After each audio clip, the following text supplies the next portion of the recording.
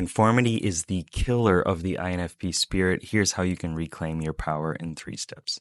What's up, legend? It's Sherman here from Geek Psychology, where I help people like you, INFPs, and friends of INFPs understand themselves better so that they can be happy, so that they can live a life of meaning and purpose, and get over a lot of the obstacles that come with our personality types.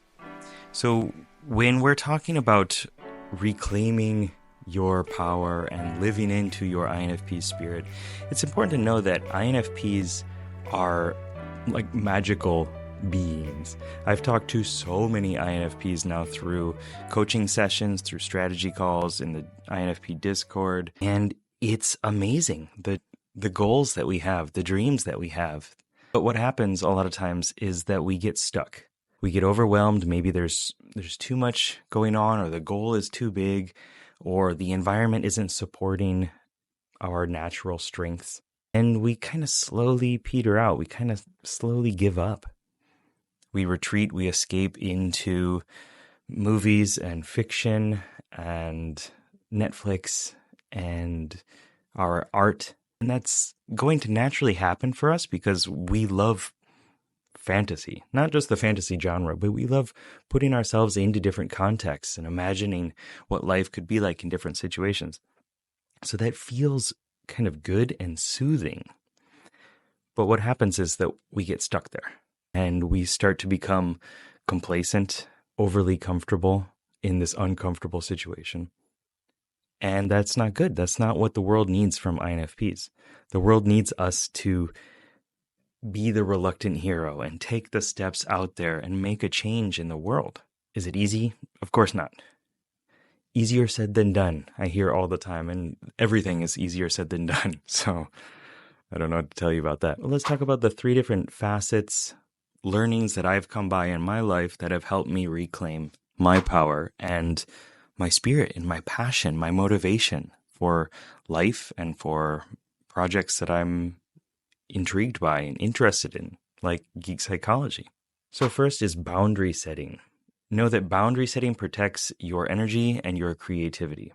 And this is something that is so important to us, and it comes up all the time in conversations with other INFPs, is peopling.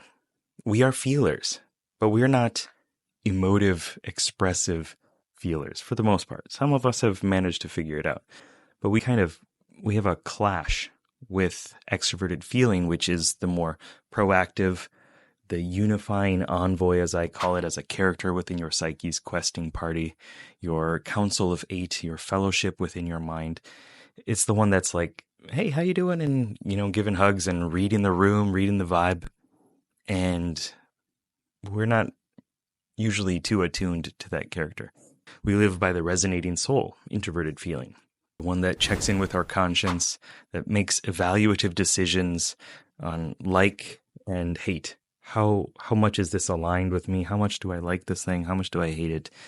And is a constant sifting and trying to understand our identity. And when we're talking about boundaries, boundary setting, as most people see it, is telling people, this is okay, this is not okay. Treat me like this, treat me not like this. In neurolinguistic programming, there's a phrase, you cannot not communicate, which means that no matter what you do, there is communication, whether it's physical communication, verbal communication. So going to the root of that is your self-talk. The boundaries that you set with yourself will impact how other people treat you. If you allow yourself to talk negatively to yourself, to say bad things to yourself, to say, I hate this emotional part of myself, this weak part of myself, the part that can't get anything done. Why am I so lazy? Why am I so stupid? You're going to find the reasons for those. If you hate on part of yourself, then that part of you is not going to want to cooperate. They're going to be afraid of doing it.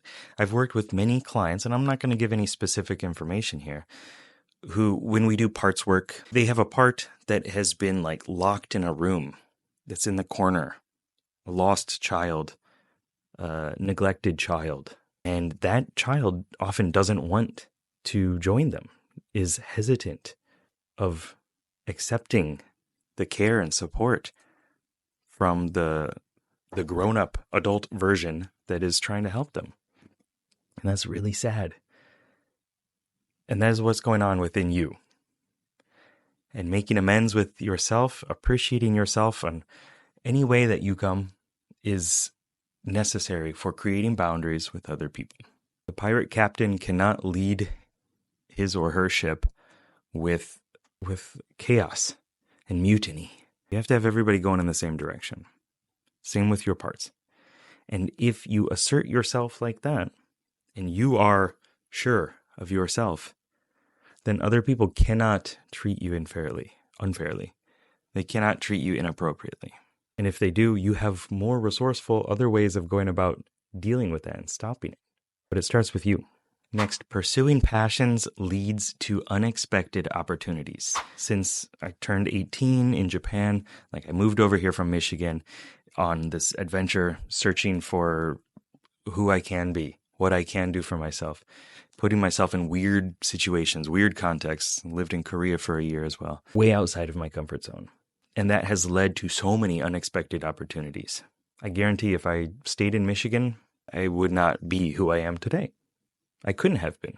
Likewise for you, pursuing your passions with zealous fervor, unapologetic, full force. I'm going to make this happen. I'm going to pursue my dreams, my passions, my creative projects with that excitement and curiosity is going to create so many opportunities for you.